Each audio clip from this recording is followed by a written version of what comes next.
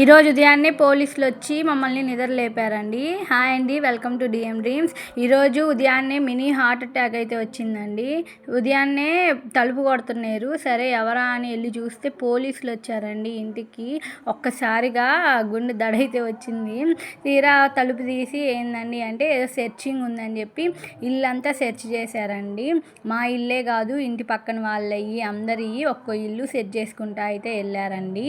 ఈ మధ్య సింగరాయకొండ లోపల అయితే రోజు అనౌన్స్ చేస్తున్నారు, దొంగలు పడుతున్నారు జాగ్రత్త అని చెప్పి.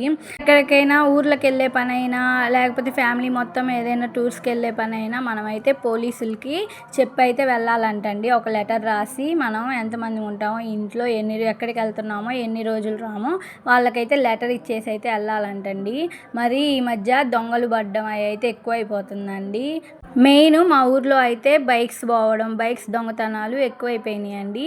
ఇప్పుడు కూడా పోలీసులు ఇంటింటికి తిరిగి బైక్స్ ఉంటే వాళ్ళ పేపర్స్ తెచ్చి చెక్ చేసి ఒకవేళ ఏమైనా రాంగ్ ఉంటే బైక్స్ అన్నీ తీసుకొని వెళ్ళిపోతున్నారండి. అవి అయితే మనం పోలీస్ స్టేషన్కి వెళ్ళి తెచ్చుకోవాలంట. మా ఊరంతా అయితే సీసీ కెమెరాలతో నింపేశారు. ఈరోజు ఈ విధంగా అయితే మేము మా బజార్ అంతా పోలీసులు రాకతో నిద్ర లేచామండి. మరి మనం కూడా పోలీసుల వారికి సహకరించి వాళ్ళు చెప్పినట్టు విని వాళ్ళకైతే సహకరిద్దామండి. మీకు మాత్రం వీడియో నచ్చితే లైక్ చేసేయండి, మన ఛానల్ని ఫాలో చేసేయండి.